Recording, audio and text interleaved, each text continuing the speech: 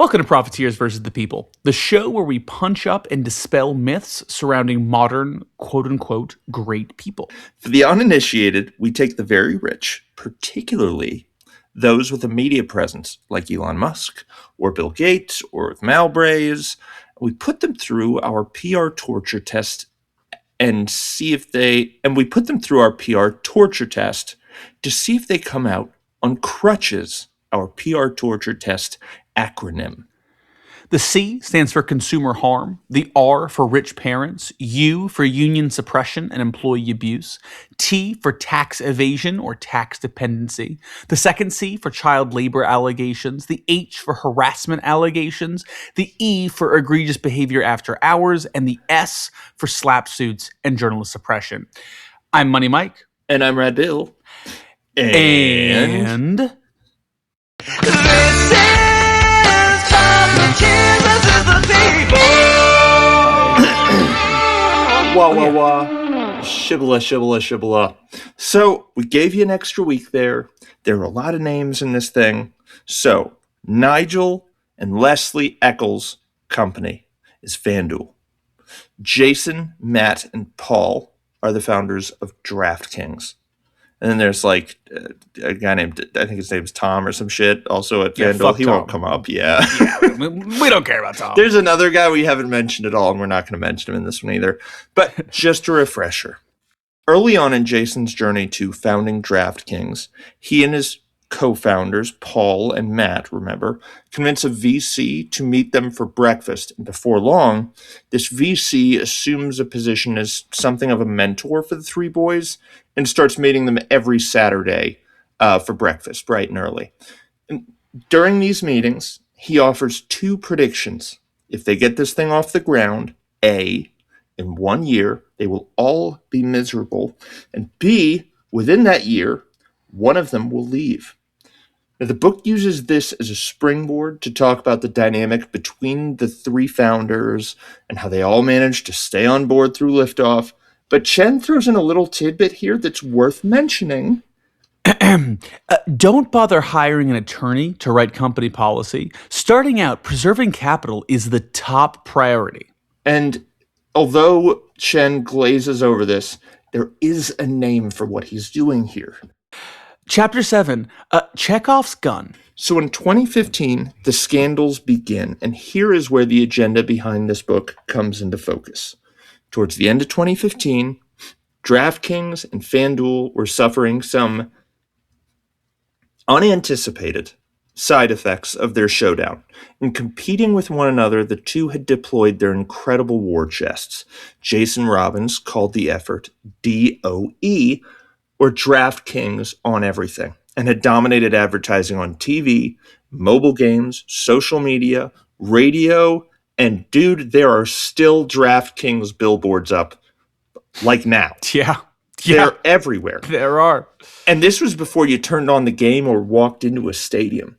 In fact, the two companies took turns occupying the number one weekly TV advertiser spot, regularly beating out the car insurance giants like Geico and State Farm and Liberty Mutual, those ones. Who are orders of magnitude larger. I mean, they are such a small company to be spending this much on advertising, to the chagrin of all of us. Yeah, there's a sneaky one in there, which is Liberty Mutual. They have two different ad campaigns dominating the airwaves at any given time. It's the one where the guys sitting, or the families, whoever the hell is sitting in front of, they're sitting on that park bench, and across the water you can see the Statue of Liberty.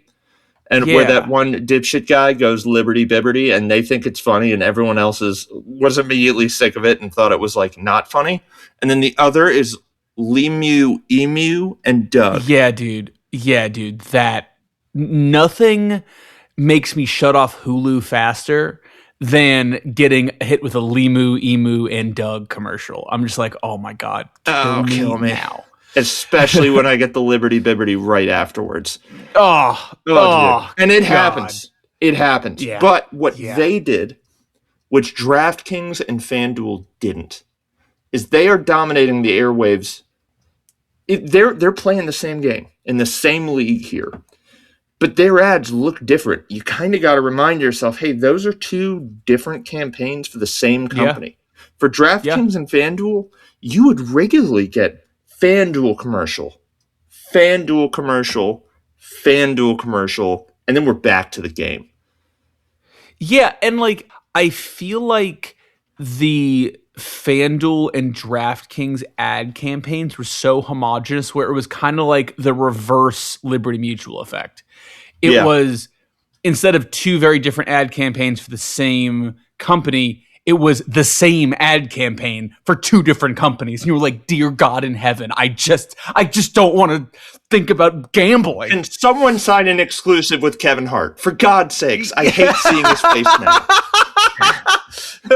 If Dwayne Johnson comes into the next frame, I'm going to break this television.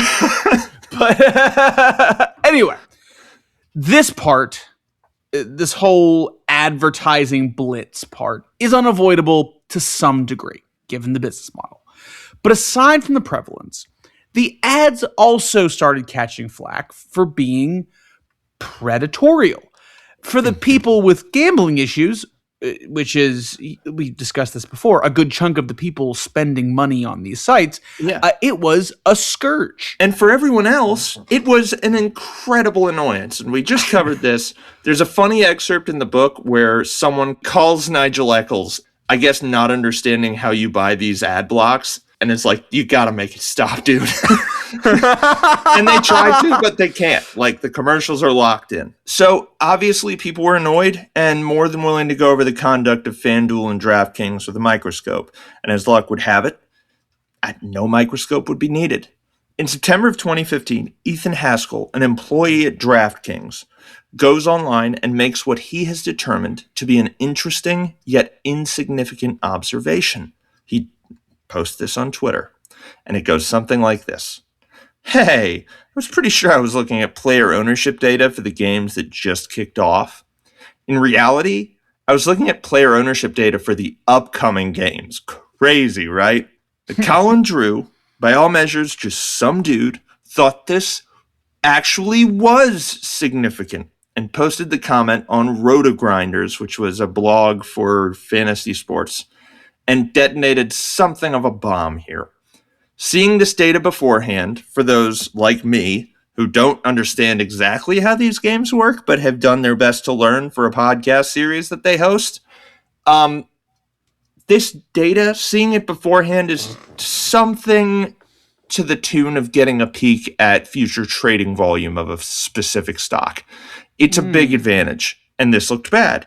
So, Roto-Grinders immediately locked the post and somehow contacted Ethan for comment. So, two observations in passing here. First, pretty highbrow for a blog, which is what Roto-Grinder is. Yeah. And two, don't forget that the intermediaries are all on the same side in an industry like this. Roto-Grinder's fate is inexorably tied to that of daily fantasy. The shit is a racket. Yeah, this Roto-Grinders being somewhat unaffiliated with DraftKings and FanDuel make it feel like it could be a space for the truth to surface. But yeah, it's not. If those companies go down, Roto-Grinders is going down too, more or less. So with the grace that Roto-Grinders afforded him, Ethan responded with the following. Hi, everyone. As Cal mentioned, this was posted in error, originally by myself, and I fixed the error and will be putting checks in place to make sure it doesn't happen again. As Cal mentioned, I was the only person with this data, and as a DK employee, I'm not allowed to play on the site. 100% my fault, and I apologize for any issues. Now, this alone did little to quell concerns over an uneven playing field, and the next day, Ethan won $350,000 in a contest on FanDuel by placing second among 200,000 contestants. So this complicates things. This is what it's like when you're trying to regulate insider trading, and you're not the fucking SEC. It also gives us a pretty fascinating glimpse into the realm of crisis management PR. In Ethan Haskell, DraftKings now has a sacrificial lamb, and thus defending Ethan Haskell becomes a core tenet of DraftKings strategy. He's a good kid. He's a hard worker. He wouldn't do something like this. As an entity outside of this crisis looking in, we'll defend this kid until the very end. Yeah, the unspoken thing here is this was an isolated incident. That's why we're treating it this way, and we're speaking just about Ethan. Because, like, otherwise it's unfathomable, weird crack in a perfectly oiled machine, believe me. And there are interviews you can find on YouTube where Jason comes on, Jason Robbins, founder of DraftKings, comes on and gets to work at this business of, hey, Ethan's not the kind of kid who would do something like this. He's a kind, honest, hard worker who he made one mistake. He posted one thing that was foolish, and the media have turned this honest mistake into a circus. In these interviews, by the way, and in Chen's book, the media is portrayed as a thoughtless, giant, unstoppable machine. And their portrayal of Ethan is set up as some sort of straw man argument. Like, see, guys, he isn't some intrepid hacker. He's just some dude. Nothing we're given portrays Ethan like a master of the universe, so it's known. Again, Ethan, in passing, sounds like a dumbass. And in my mind, that makes the whole scandal, like, worse. That someone at Ethan's level, just some bro, quote unquote, had this degree of information at his disposal. Yeah, a person who has to cheat to win is almost never some kind of mastermind. They're usually a little dumb, but usually also in the right place at the right time. They see the opportunity and they seize it because it's connecting point 1 to point 2, not creating some constellation of points where they can use that information. It is usually 1 or 2 points. Yeah, they describe an opportunist. And when I use the word opportunist, you don't imagine someone who was educated at MIT. No. From this event, here's what we know. Ethan Haskell, a young mid-level employee with DraftKings, has access to this data, and he was so surprised by this access that he posted about it on a public forum.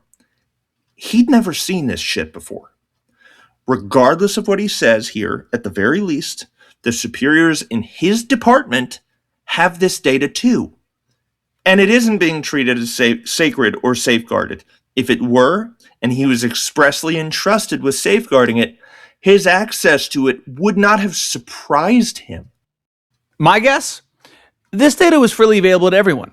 If we're being charitable, we can assume that before this incident, its availability was just an oversight by the C-suite or compliance or whatever. And after this incident, it wasn't available to the entire DraftKings team, instead being entrusted with the select few moving forward. But this is one of the problems, and we can cut this if you're going to talk about this later. No. But this is one of the problems when you monetize future outcomes. Yeah. Information that gives you an edge towards predicting those outcomes become a lot more valuable. I made this joke earlier, but this is why we have, in the US, we have the SEC. In the UK, I think it's the FCA. But like in this case, that data just isn't being treated like that because there's no infrastructure around it. Because until 2 years ago or 10 years ago, there didn't really need to be. Yeah. What the story is giving us right now is in the absence of all of this infrastructure, they were like, that Ethan kid seems nice. Let's just entrust him with all of it. Right, That's the story right. they're trying to tell. Like, no, we're an honest Exactly. organization. Ethan's our guy. Yeah, exactly. This is a bad actor, but he's a good guy. Mm-hmm. I guess. Now, with that being said, it does seem like there are rules in place at DraftKings that prohibit the participation of employees on contests, which obviously indicates that the brass at DraftKings is aware of how this would look, or the kind of edge an employee of the company would have within these contests. Ethan was aware of this, thus, he plays on FanDuel. So, In theory, Ethan is playing by the rules, but yet people are still mad. Why are they mad? Well, this back and forth implicates the two major players in the game. DraftKings didn't put a stop to his getting on board in a FanDuel contest. FanDuel didn't put a stop to it either. In fact, it doesn't sound like there was anything in place to preclude this sort of behavior at all. It suggests that regardless of how good you are, a guy who didn't even realize how this would help him had access to this data and maybe perceptively used it to beat hundreds of thousands of contestants who actually gave a shit. This is the edge you get in the Insiders Club, it would seem. Also, this suggests a company's script for shooing away concerns like this. Can you hear it at the all-hands meeting? And remember, we can't weaponize this data because we don't play on DraftKings, wink, wink. From a legal perspective, as long as it isn't happening here, we don't care stance seems reasonable in passing. But surely there's some sort of shared understanding amongst those who genuinely love the games. Yeah, it feels like a tip of the iceberg occurrence. This guy is a kid. Apparently it's a dumbass. And what about the guys who actually know how to weaponize this sort of data? The other thing we see is an executive team on fucking rails. In an interview cited in Billion Dollar Fantasy, Jason comes on an afternoon news show. His outfit and complexion receive some attention from Albert Chen because, of course they do. He's pale and wearing a white button-down. And here's something else. Jason's not that pale. He's like normal white guy, white, and the book just has a field day talking about how he's almost as pale as the white shirt he's wearing. And he wears a white shirt in every interview we've seen him in, and he doesn't come close to matching the white shirt. Jason looks like a used condom, or a piece of overcooked ravioli that stuck to the bottom of the pan and was left to soak overnight, meaning all the red sauce floated up and only his bloated, naked body remained, nearly translucent in its paleness. What it feels like they're doing here is feigning impartiality. See, we're being mean to Jason. We are journalists. But, by the way, speaking of journalists, in the interview we're discussing, where he was like a fucking used condom with white shit flowing through, whatever it is, the host asks him, this is back to this whole thing being on fucking rails, what has it been like for you, not just for the company, but for the daily fantasy sports industry? And to this, Jason responds, the two most important things are this is a real and important issue. And second, this particular incident was based on complete misrepresentation and bad reporting, frankly. And we have to finish our own internal investigation and hired an independent law firm to conduct their own investigation. And what we found is that there's absolutely no evidence of ethical wrongdoing. So, he was like, how do you feel about all this? And Jason's like, I have two feelings. It doesn't sound like the PR team is giving Jason a ton of rope here. They're prepping him up before he goes on set, like, say the lines and then shut the fuck up, Jason. Just the lines. I don't give a shit what they ask you. Yeah. The host then welcomes on a sports gambling attorney, Daniel Wallach, and asks for his comment on the news. The host then welcomes on a sports gambling attorney, Daniel Wallach, and asks for his comment on the news cycle with all of this. And what Daniel Wallach says is as follows. We're already hearing Jason admit that as many as 50 people within the company are playing on FanDuel. Let's do the math. 0.03 of the total FanDuel prizes equals close to $10 million, according to a report today.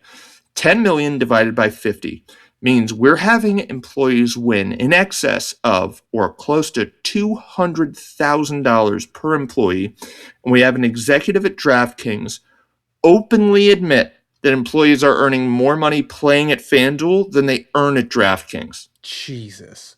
That is a very telling statement. Yeah. Is this the equivalent of an employee compensation plan off the books? That's still part of the same quote, by the way. To this, Jason responds accordingly.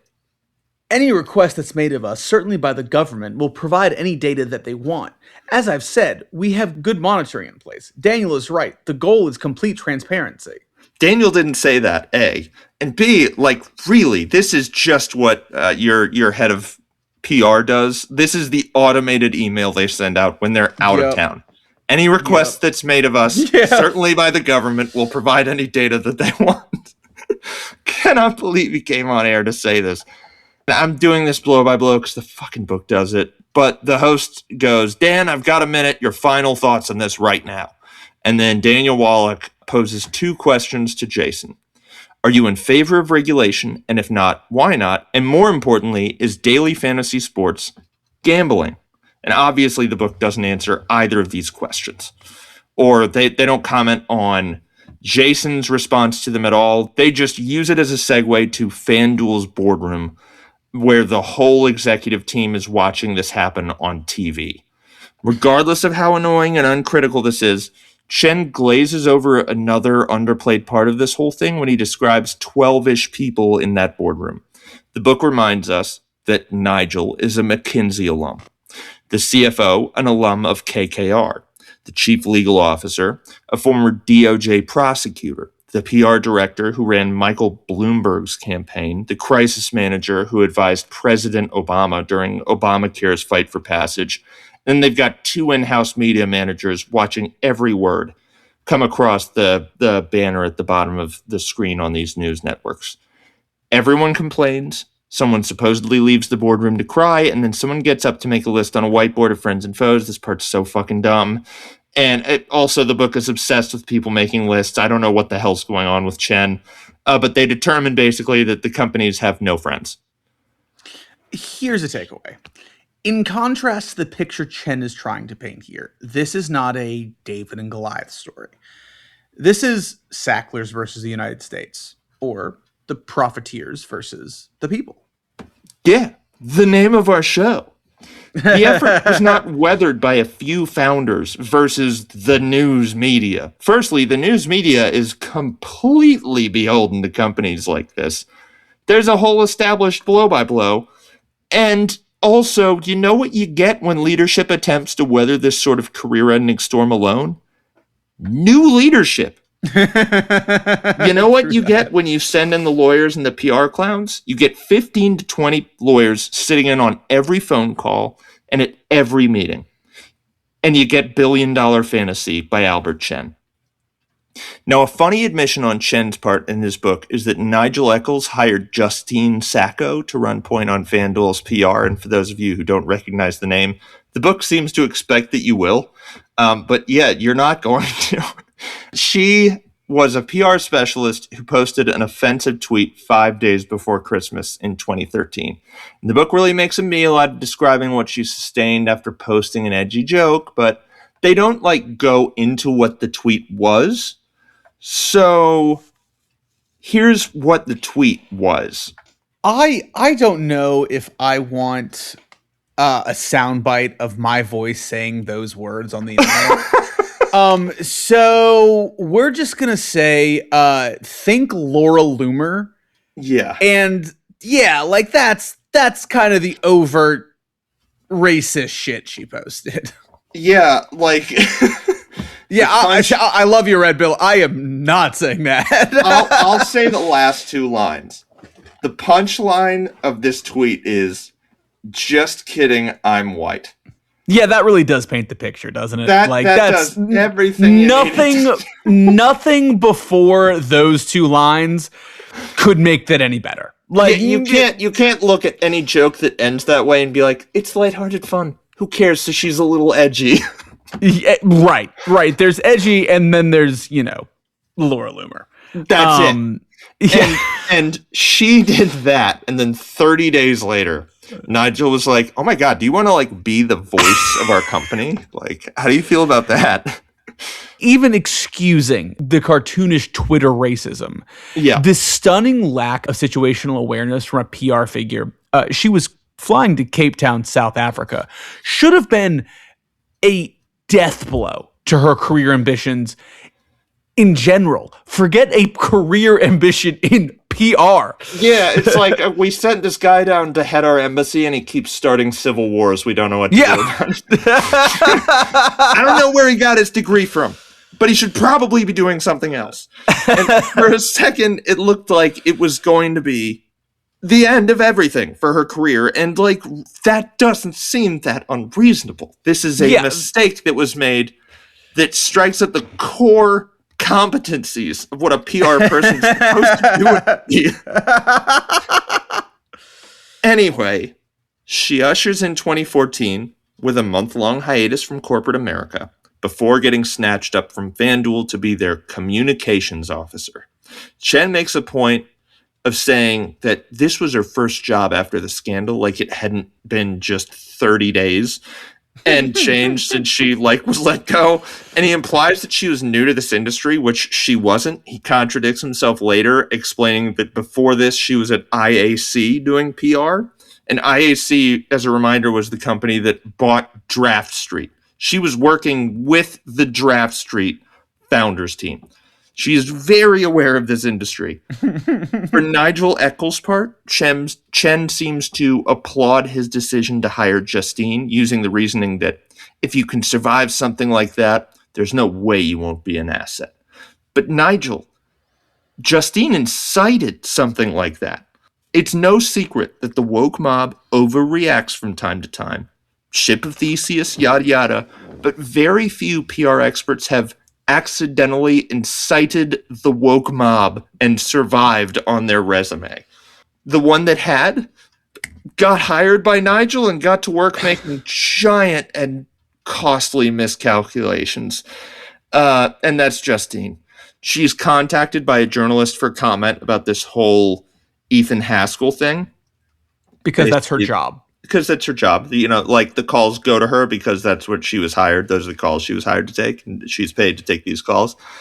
And this journalist calls her and effectively says, we're doing a piece on an employee at DraftKings using the data at his disposal to gain an unfair advantage against your user base. Care to comment? Now, this should communicate something of a problem for a burgeoning company. You should be asking questions like, are there others? Spoiler alert, there were. Are our employees doing the same thing? Spoiler alert, they were.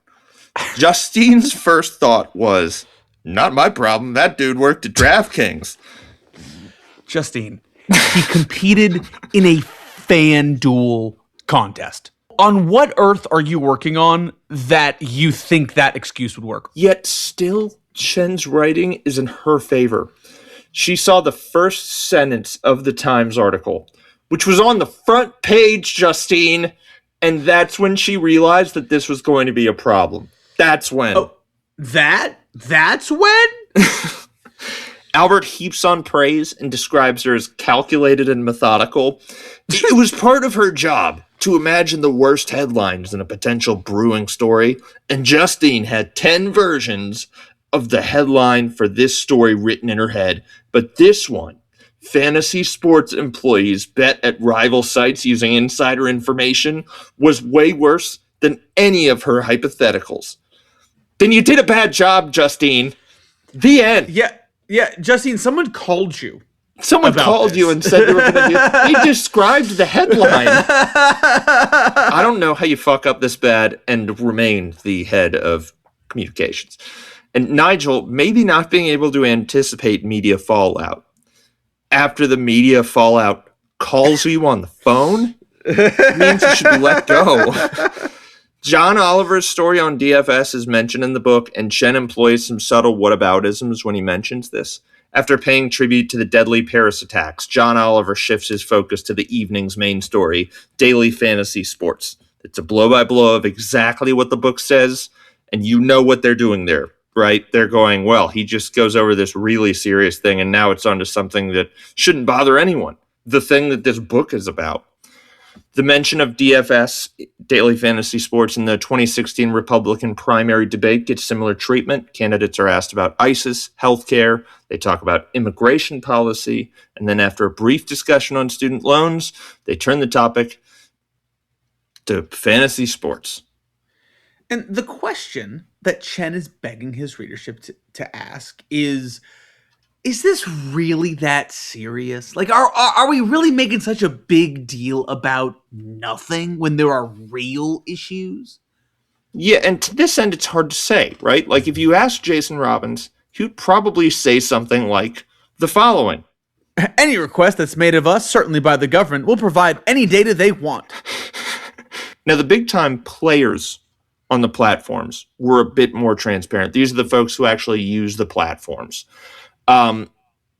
Most of their criticism and commentary was just focused on criticizing the New York Times for their reporting on the matter. Remember, what we have here is a racket.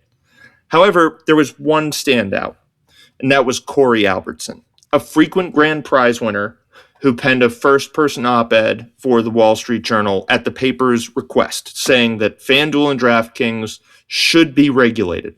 Before long, he was contacted by an executive with one of the DFS giants, asking if it was really appropriate to be bringing up the fact that experts winning six-figure prizes could play novices in $1 and $2 games. Apparently, other big-time players were peeved by his public calls for an end to a completely unregulated free-for-all as well. This is a racket for us, and there's a line. Toe it if you must, but for God's sakes, don't ruin the fun for the rest of us. Because of Corey's standing as a player of high repute, though, they're not going to be able to fuck with him. He's winning a lot of the grand prizes. They could bark, but they couldn't bite.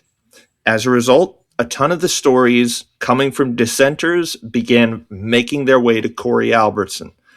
And they weren't good.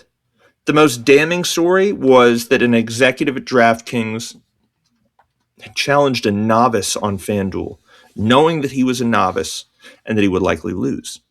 And Corey got wind of this and began worrying that executives at DraftKings were using the information at their disposal to weed out losers to ensure a quick and easy payday. Now, keep in mind, there's no way to prove that this is what's happening. But holy shit, would that be bad? Yeah, so like we keep talking about novices versus experienced players. And there's a quick piece of clarification that I want to insert here. And that is that this isn't like me playing one of the leading poker players online in an online poker tournament because I'm a novice and he's a professional. This is like me playing a professional poker player in online poker if he could see my hand. Yeah. Ethan Haskell came in and was like, hey guys, it's so weird. I just found a loaded gun.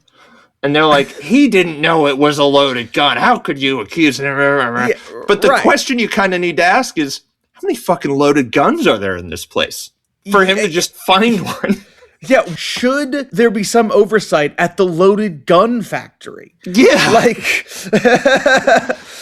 And by the way, keep in mind that most of this is happening in an unstoppable tsunami of DraftKings and FanDuel ads. Are DraftKings executives hunting weak players for a quick buck? Are you looking for the ultimate thrill on FanDuel? That's it. And then there's Kevin Hart again. And then fucking there's Dwayne The Rock Johnson again. And then there's another headline. These FanDuel and DraftKings ads are touting winnings, which is fucking illegal. Winning's so good it should be illegal. Come to DraftKings. Then a FanDuel ad. All the hot babes say they like winners. Yeah. Are you a so winner? It's so easy to win on here. Everyone wins all the time. Huge money. It's November 10th, and Eric Schneiderman, the New York AG, the man who stood up to evil conglomerates, big banks, and Donald Trump, has now found his next villain to take down. 1 month after Nevada outlaws DFS, it's getting outlawed in the Southern District of New York State. Again, that's where New York City is, where 10% of the nation's GDP comes from. It's a big deal. You know what would make us At Profiteers versus the People, feel like a winner if you use our $15 off your first 3 bets on DraftKings. You know, I feel like I've given a few lines to Money Mike that he's had a hard time reading this evening. Money Mike, have you considered getting your blood racing with a few free bets at DraftKings? This podcast's sponsor. Use code RADBILL and Money Mike are selling the fuck out at DraftKings.com to let them know we sent you. Somebody get me a code for BetterHelp. Yeah. So I can get rid of all this gambling addiction from all this winning. Yeah. Anyway, chapter 8. We did a Chekhov's gun too. We did. And also, I feel like this is worth mentioning. We are not really sponsored by DraftKings. It would be We're not sponsored by anybody. No one's giving us money, folks. And actually, really though, it would be fucking hilarious if we could get DraftKings ad dollars for this fucking series. Oh god. Anyways, so when the 2015 season ended, that February, both groups breathed a sigh of relief and shifted their attention, rightfully so, to funding legal efforts. For Leslie, this meant her workload would lighten considerably, and her grip over the company controls would loosen almost completely. In the 2016 season, FanDuel ads would go from appearing every 90 seconds to appearing just once per game on average. In addition to the drop in frequency, what little dollar amounts that were still being directed to TV ads were finally being run through a legal team. Not sure how it goes in Britain, but it turns out in America, when you break the law, you pay a price. I can't follow through on that. And I had a little fall off line. It felt so fake and art. Obviously you can just get away with anything now. Effectively though, for Leslie, this meant that she had almost nothing to do. And she knew that when the need for more marketing would return, there was no way in hell it would be handled by just one person. There'd be a department. So around this time, Leslie rightfully started eyeing the door. On the vein of lawyers ruining everything, on March 17th, 2016, the DraftKings legal team made a huge mistake. They let Paul Kelly, former assistant U.S. attorney for Massachusetts, speak about the legal goings-on of DraftKings in a public forum. After being introduced as an attorney for DraftKings, Paul got up and did a great deal of the research for us. In Billion Dollar Fantasy, Chen acknowledges that this was a disaster, but he chooses some weird lines to illustrate the scale of this fuck-up. Apparently, Paul Kelly warned of, informants, and that at any time the FBI could raid the DraftKings offices and take anything that isn't nailed down. Oh man, that is such a bummer of a thing to say. Dude. This is Paul's quote, right? This is the quotes that Albert Chen chose from Paul Kelly's speech. They have undercover operations, and this is a significant concern for those of us in fantasy sports. Have they put agents among the employee ranks of our companies? Do we have agents currently working within the company, gathering documents, gathering evidence, snooping around, talking to people? Probably they do. They have electronic surveillance. They can tap telephones. They can tap cell phones, computers, paging devices. You name it. We can. Is it we he can says tap we it? can tap it. He really You says name that. it. You name it. We can tap it, and they do. So what this sounds like from an outsider looking in is that maybe Paul Kelly is an informant? Maybe Paul Kelly is going through psychosis. Maybe he forgot who he was. And this sounds bad. Maybe Paul is worried about some shit that might get out and all the ways it could make its way out. That's, obviously that's not good. And it would be telling. However, we looked up Paul's speech and found another excerpt.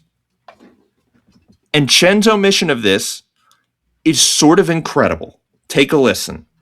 But what is the Justice Department looking at? I suggest to you that there are 2 principal things that the Justice Department is taking a look at.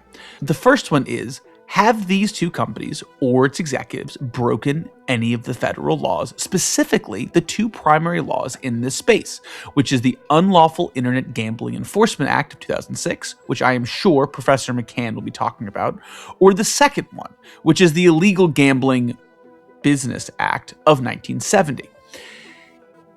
If they have violated either of those two statutes, that would provide a basis for the government to actually indict the companies themselves.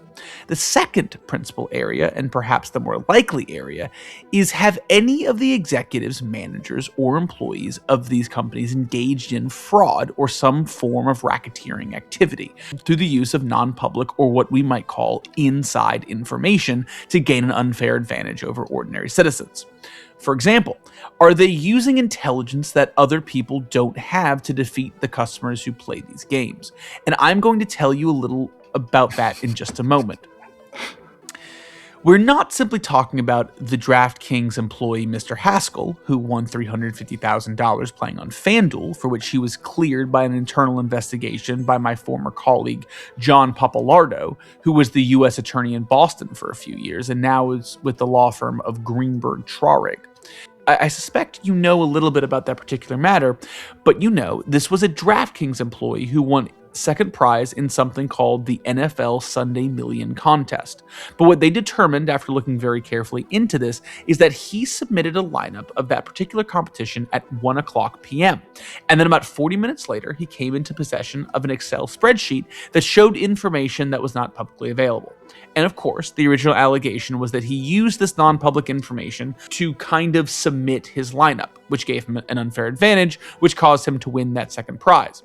In fact, what the internal investigators found was that he already submitted his lineup prior to coming into possession of this Excel spreadsheet. And can I hit pause real fast? Yeah. Because right now, if I'm Jason Robbins or Matt or Paul, whatever the fuck Paul's last name is, I'm listening to this Paul Kelly guy at the podium saying all of this, and in forefront of my mind is, where you going with this, Paul? What are we doing? And in the back of my mind is something that's reassuring the front of my mind, going, it's okay. It's okay. He's an attorney. He's a professional. People trust this man. He won't make a mess of this. Yes. Okay, go ahead. But the other thing they're looking at, which has not been made public, and this is where the thing in the back of your mind stops comforting the thing in the front of your mind. But the other thing they're looking at, which has not been made public, is one of the things that they do at FanDuel and DraftKings, and I suspect all daily fantasy sports companies, they keep very careful track of people's percentage of winning and losing. The statistics show that the most money in these contests are won by the top, 1 to 5% of people. I mean, people who spend every waking moment thinking about this stuff and putting together their lineups, they're the folks that are really winning. And they use all kinds of scientific modeling and the like. But DraftKings and FanDuel both keep elaborate spreadsheets, and they literally list the winners, the big winners at the top, all the way down to the big losers at the bottom. And so what was happening for a long time, it's no longer happening, but FanDuel was encouraging its employees to bet on DraftKings and vice versa. The reason they were doing this is because it was felt that if they were participating in games themselves, they would have a much better feel for what would appeal to the customers and the nuances of it all, and it would just make them better employees. And so what the employees were doing is they were taking these spreadsheets and they were then focusing on the loser. All right. So there's a couple different ways you can play these games for those of you that may not play them. You can jump into one of these competitions with a whole bunch of people, like this NFL contest that the fellow won second prize in, or you can specifically challenge another person to a one-on-one type contest. And what the employees were doing is looking at these spreadsheets and targeting the losers on the bottom, the people who didn't know what the hell they were doing, right? And then they were challenging these people over email to contests involving specific sporting events, typically baseball games. And they were beating these guys regularly because they were so bad at it, the losers. And they knew they were losers. And they were basically putting money in their own pockets. So the DraftKings were betting in FanDuel and vice versa. So the question is there anything wrong with that? Does it cross a line and become criminal? Or was it lawful and proper? Oh, Paul. What do you think this auditorium smelled like from the rows where the executives were sitting? Shit. Yeah. Because their pants were full of it. Was this guy having an aneurysm? Like, oh my God. It's like there dude. was one email that circulated because we haven't really mentioned this part, or we did, and it was a while ago. The legal teams for both companies were carefully cooperating with one another. And I can't imagine that a piece of information like this didn't circulate as a formality, where they were just like, under no circumstances does anyone say anything about any of this, the shit that's detailed in this email. And Dude, when a lawyer goes up in front of like a public forum and says the words, "We haven't made this public yet," but you shoot the lawyer. That's what you do. I'm going to go ahead and make this a headline, and they're paying me $1,400 an hour to do it. So Yeah. I'm cracking here. Like, Paul, those were inside thoughts, buddy. You got to keep those inside. Can't believe you put that out for the whole world to hear. But Paul. thanks. It made our job a whole lot easier because we were doing a lot of like, we can't prove this. We can only speculate here. Allegedly. Thanks, Paul. No attorney's allegedly like, needed. And I big want to dog. go on record and say that we did all of this. And more. You were worried that we did this, but we were actually taking it to an even worse degree. It was regular practice by everyone at both companies. What was that salesman, Billy something? But wait, there's more.